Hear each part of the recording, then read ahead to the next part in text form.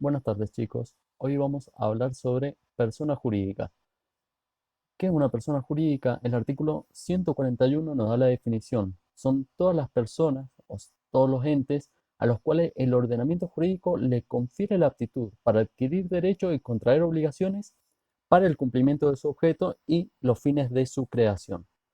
Por lo que tenemos que, primero que nada, entender que ente estamos haciendo referencia a todas aquellas entidades, instituciones, empresas que no son personas físicas, que no son personas humanas, sino todas aquellas organizaciones a los cuales el ordenamiento, es decir, el Estado, por medio de la sanción o la legislación, le confiere la aptitud.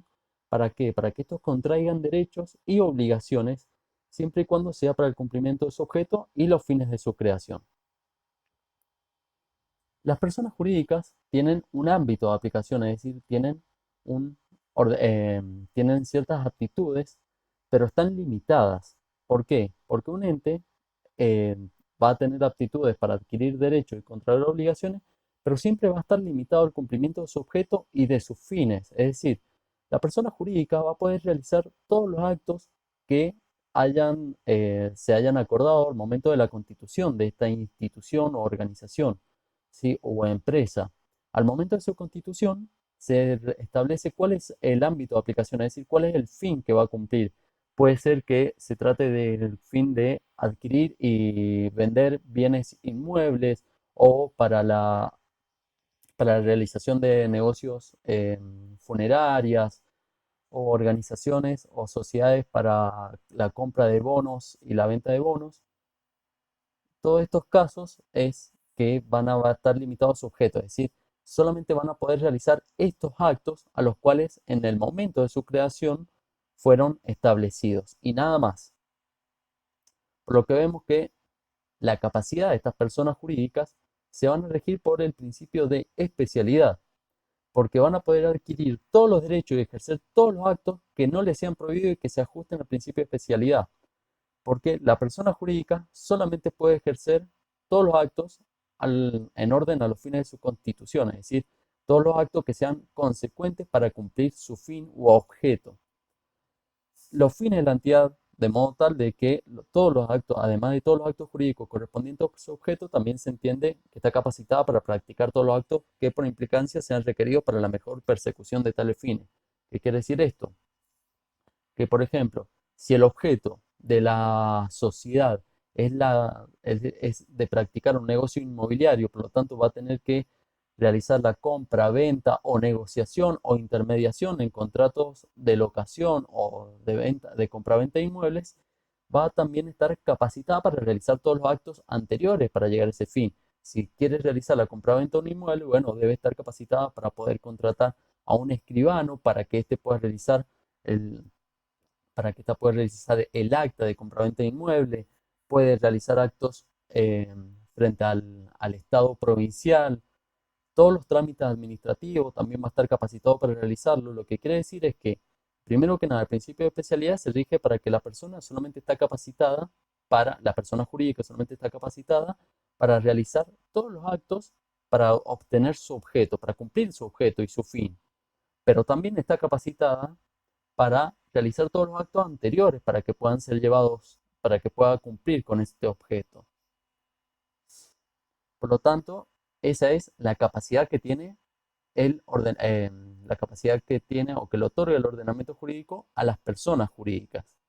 Luego tenemos los límites, porque el principio de especialidad tiene una doble finalidad. Primero, entender o establecer cuál es la capacidad que va a tener esta persona jurídica y evitar que se desvirtúe el objeto para el cual la persona jurídica se debe constituir, es decir, que la persona jurídica realice otros actos a los cuales no se les ha permitido realizarlo.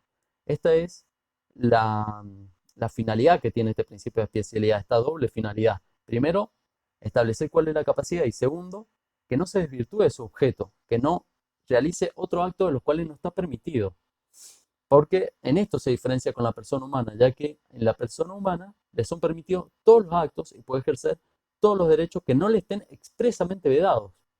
En cambio, en la persona jurídica solamente va a gozar capacidad para aquellos actos expresamente establecidos para el cumplimiento de los fines de su institución. Por lo tanto, vemos que es inversa la capacidad entre la persona humana, ya que la regla general de la persona humana es la capacidad y excepcionalmente la incapacidad para ciertos actos.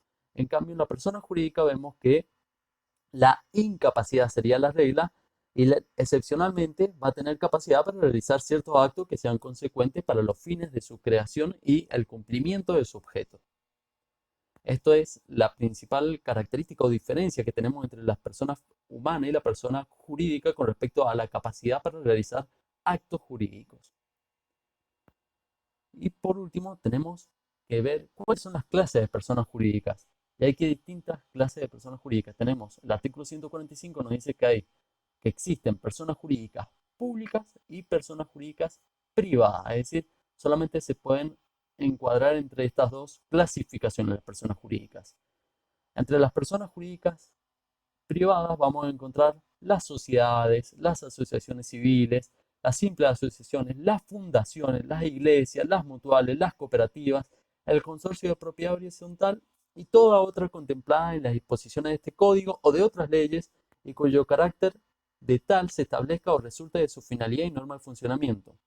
¿Por qué hacemos esta diferenciación entre personas jurídicas públicas y privadas? Primero que nada, por el fin que van a cumplir, si es un fin público o si es un fin privado, y si está administrada por entes públicos o por entes privados.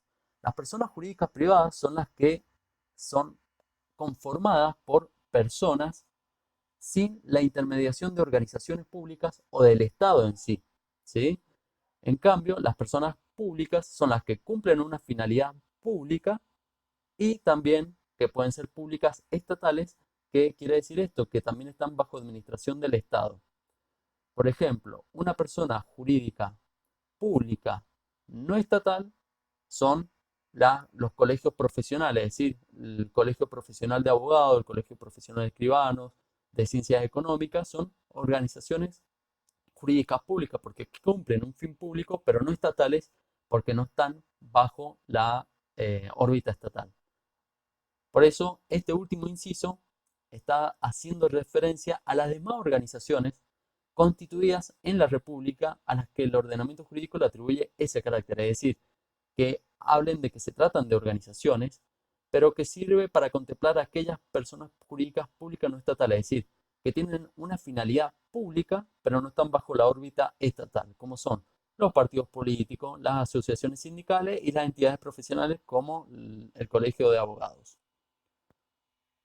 Entre las personas jurídicas públicas, recuerden que el Estado, aunque el Estado es una persona jurídica pública, tiene una entidad, tiene capacidad y por lo tanto esta capacidad viene derivada de las normas jurídicas. ¿Qué puede hacer y qué no puede hacer el Estado? Está determinado por las leyes y por la entidad, la capacidad que le ha otorgado su entidad y su personalidad jurídica. Esta es la principal diferencia entre las personas jurídicas públicas y las personas jurídicas privadas. Perfecto, chicos, y con esto terminamos la clase de hoy.